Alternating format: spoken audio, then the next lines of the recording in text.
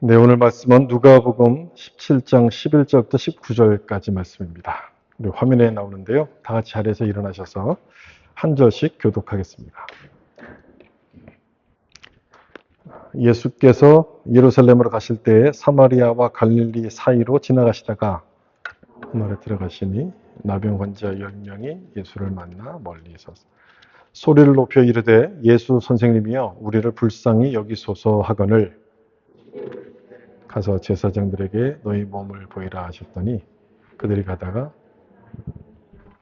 그 중에 한 사람이 자기가 나은 것을 보고 큰 소리로 하나님께 영광을 돌리며 돌아와 발 아래 엎드려 감사하니 그는 사마리아. 예수께서 대답하여 이르시되 10사람이 다 깨끗함을 받지 아니하였느냐 그 9은 어디 있느냐 영광을 돌리러 돌아온 자가 없느냐. 같이 읽겠습니다. 그에게 이르시되 일어나 가라 내 믿음이 너를 구원하였느니라 하시더라. 아멘. 말씀에 은혜 받으세요. 인사하면서 앉겠습니다. 말씀에 은혜 받으세요.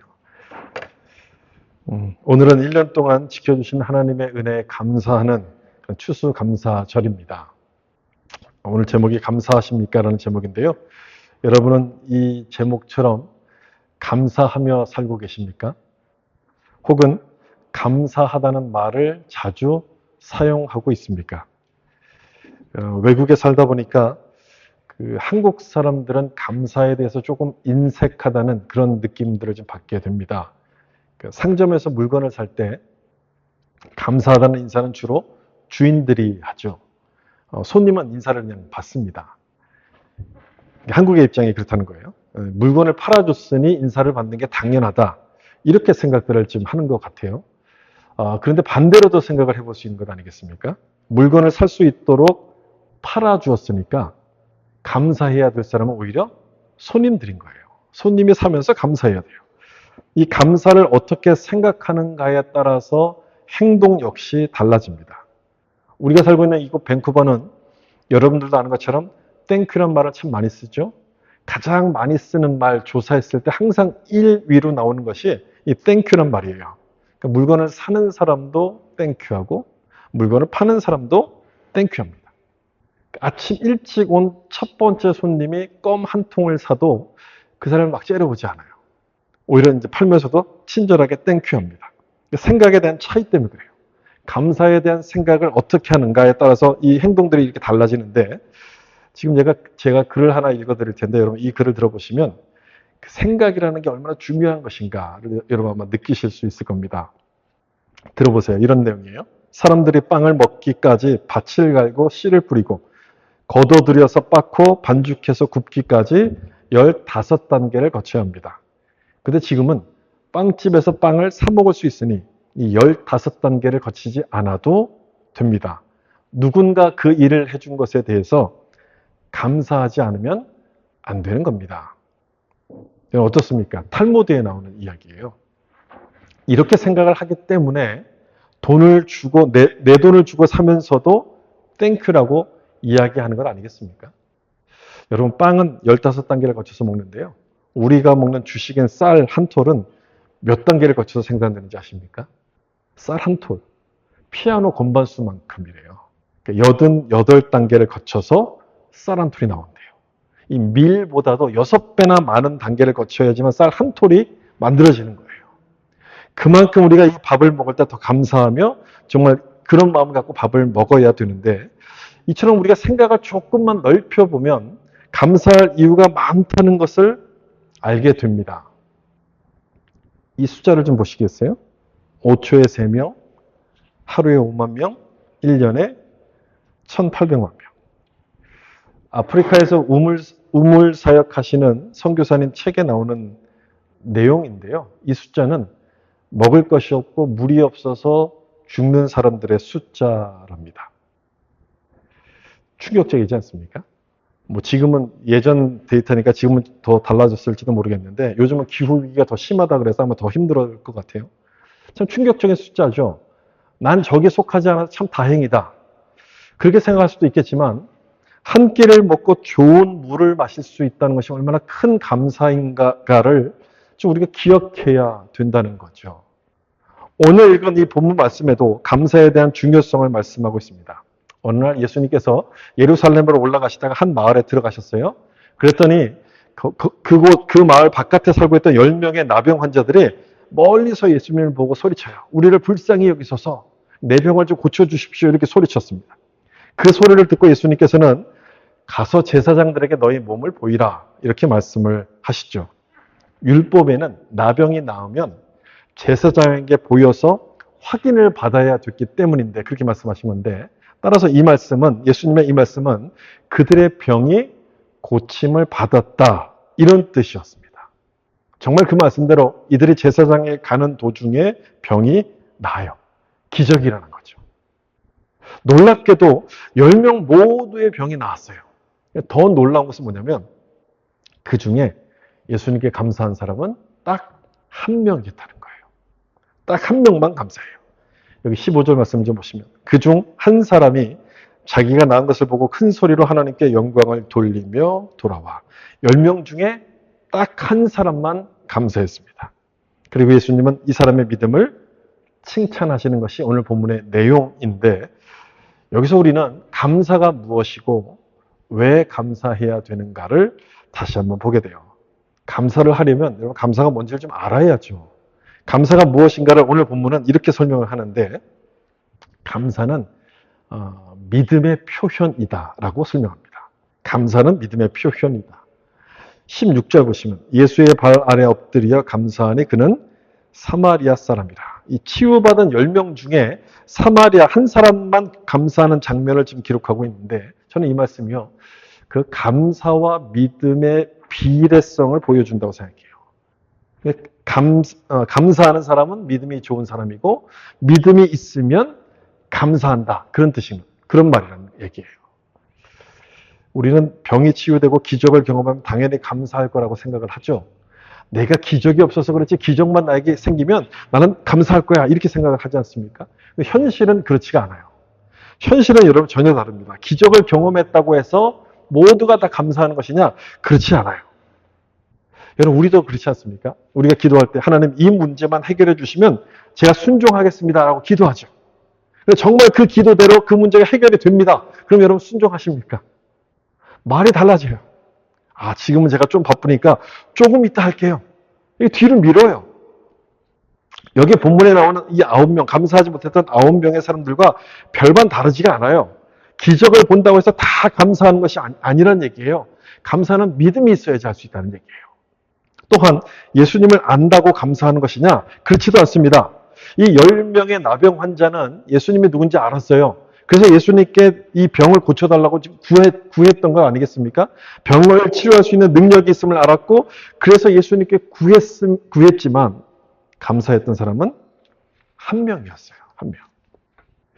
감사라는 것은 예수님을 안다고 해서 되는 것도 아니고 예수님을 믿을 때 나오는 것이기 때문에 그래요.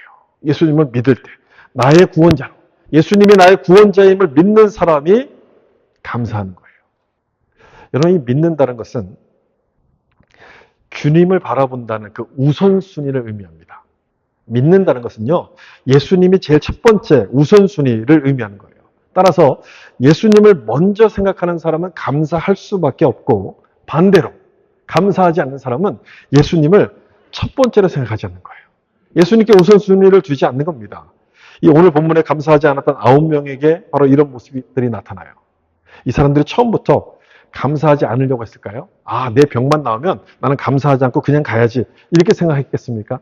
아니죠. 그렇지 않았어요. 감사하려고 했을 거예요. 그런데 급한 일이 생기는 거예요. 급한 일이. 이 9명의 변명이라는 글에 상상을 해가지고 이 사람들이 어떤 상황인가를 쭉 이렇게 기록했는데 참 재밌습니다. 첫 번째 사람은요, 정밀검사의 필요를 느낀 거예요. 정말 내 병이 나았는지 한번 확인해보자. 병원을 먼저 찾아가다가 감사를 잊어버려요. 두 번째 사람은 이렇게 생각했어요.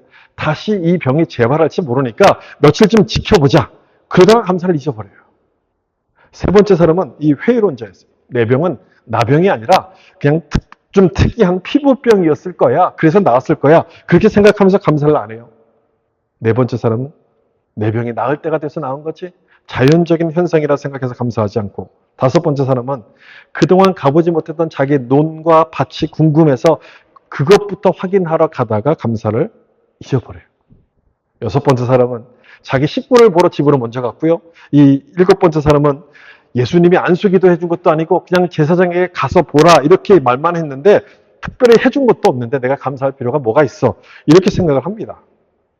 여덟 번째 사람은 이 병은 다른 용한 사람도 다 고칠 수 있는 거지, 그리고 그렇게 생각하고, 아홉 번째 사람은 예수님께 인사를 하려고 했는데 이 모습으로 인사할 수 없으니까 집에 가서 옷 갈아입고 목욕하고 가야지라고 하다가 잊어버렸어요.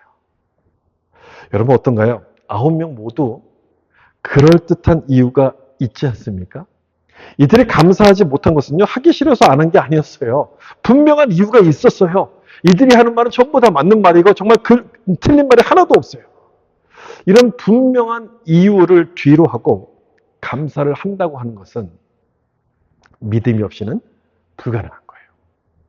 감사하지 못할 이유가 수십 가지가 되는데 그럼에도 불구하고 감사한다는 것은요, 예수님을 가장 먼저 생각하는 최우선순위로 생각을 했다는 거죠.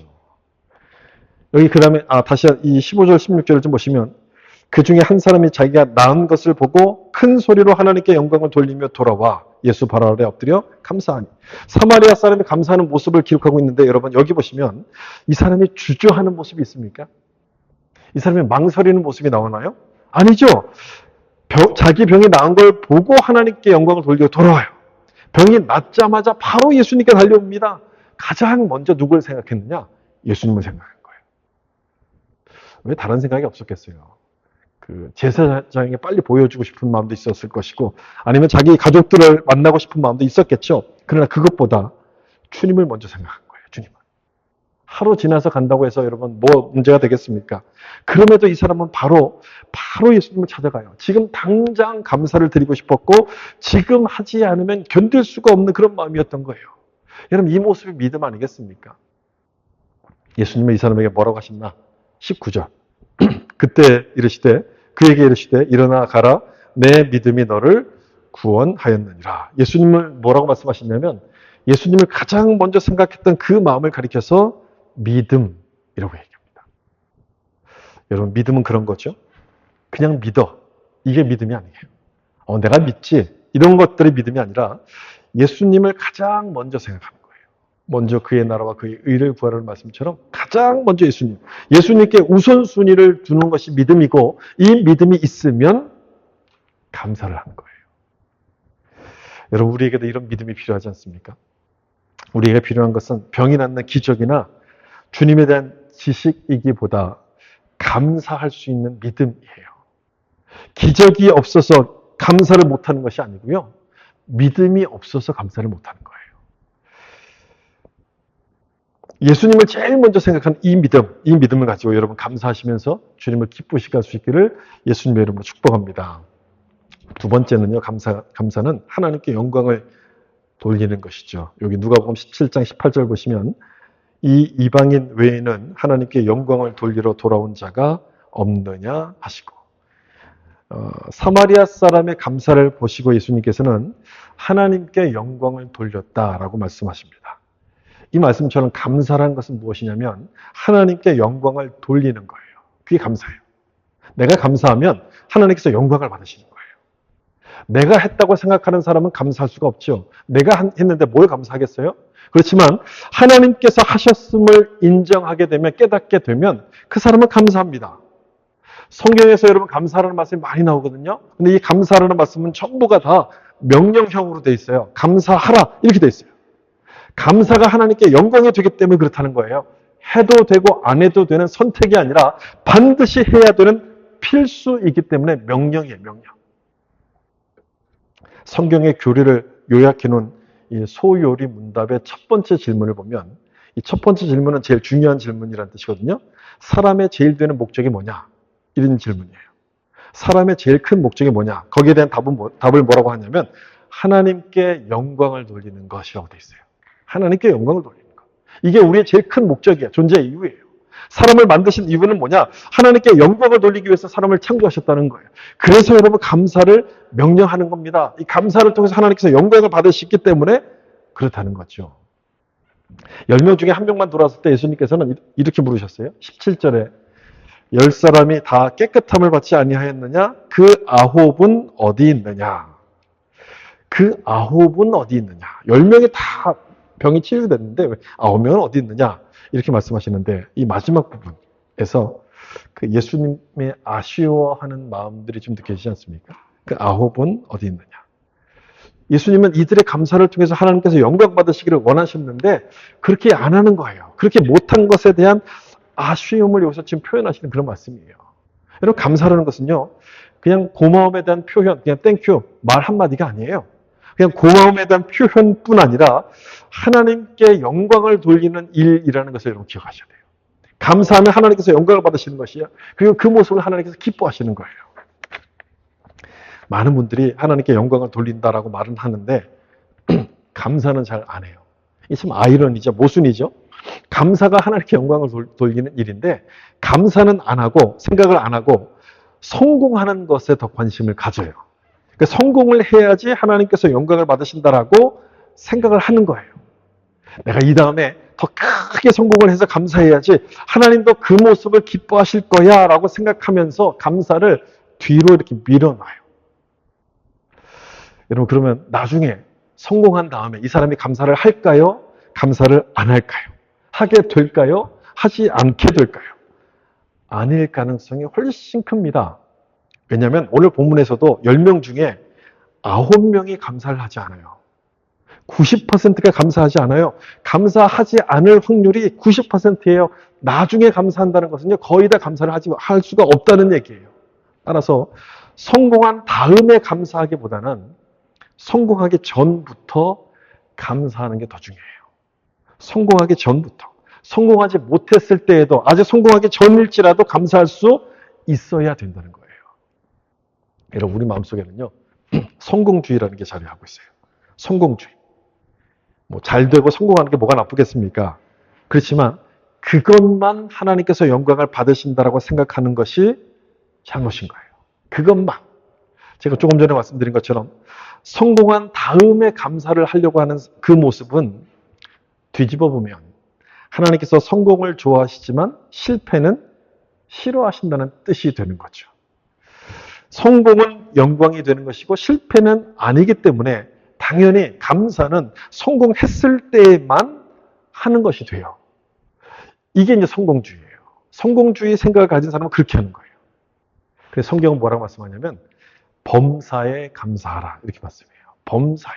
모든 일에 감사하라 이렇게 말씀하는 거예요. 성공뿐 아니라 실패했을 때에도 감사하라는 거예요.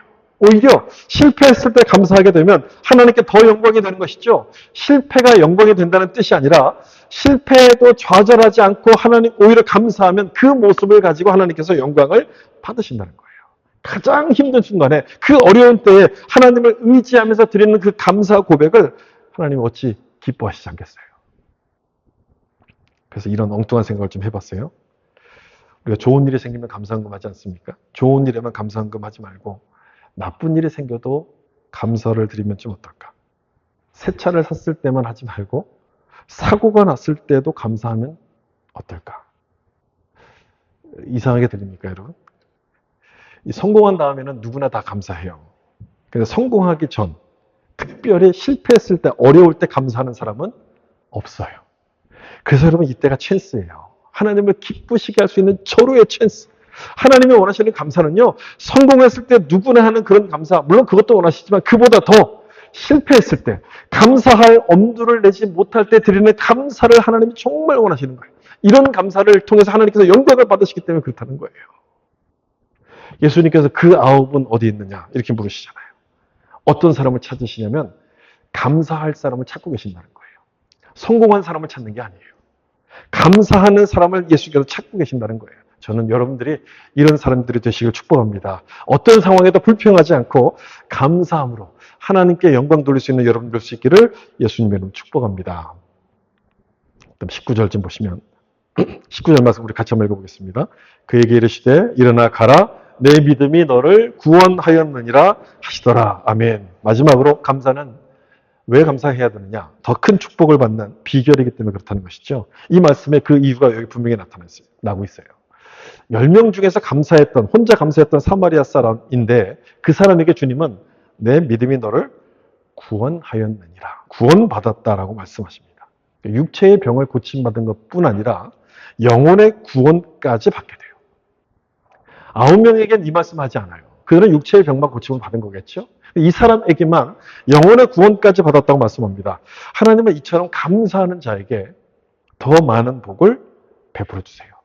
영, 육 간에 풍성한 복을 주셔서 감사할 제목이 더 많아지도록 이렇게 하시는 거예요. 이게 감사의 비밀이에요. 이 비밀을 깨닫게 되면 어떤 상황에서도 감사하기를 멈추지 않겠죠? 특별히 실패했을 때, 어려울 때 더 좋은 감사 제목을 주실 것을 믿고서 믿음으로 감사를 드리게 돼요. 사람들이 감사하는 유형을 보면 세 가지로 나눠집니다. 여러분들은 어디에 속하는가 좀 생각해 보시면 좋겠어요. 첫 번째 유형은요. 감사할 일이 있어도 안 하는 사람. 이게 첫 번째예요. 이게 첫 번째. 이런 사람 없을 것 같잖아요. 의외로 이런 사람이 많습니다. 본문에 나오는 9명의 나병 환자 같은 사람들이에요. 치유의 기적을 받았어요. 하나님의 은혜를 받았음에도 불구하고 감사를 잊어버려요. 9명이나 된다는 얘기는 대부분 이렇다는 거예요. 90%나 되는 거잖아요. 많은 사람들이 이렇다는 거예요. 감사할 일이 있어서 안 해요. 첫 번째 사람이고요. 두 번째 사람은 감사할 일이 있을 때만 하는 사람. 그래서 첫 번째보다 좀 낫죠? 훨씬 더 나은 모습인데 이 정도만 돼도 괜찮아 보이는데 예수를 믿는 사람이라면 여러분 여기서 만족하면 안 되죠. 우리들의 목표를 좀 더 나은 것에다 목표를 둬야 돼요. 그게 세 번째 유형인데 감사할 일이 없어도 감사하는 사람이에요. 한번 따라해 보실까요? 감사할 일이 없어도 감사하는 사람. 여러분이 이 세 가지 유형 중에 어느 쪽에 속하십니까?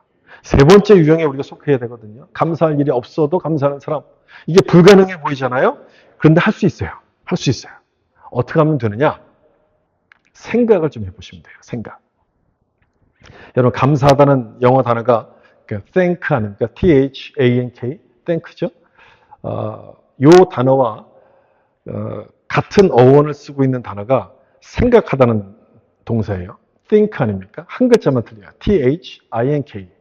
이 thank와 think는 어원이 같은 어원에서부터 나온 말이에요.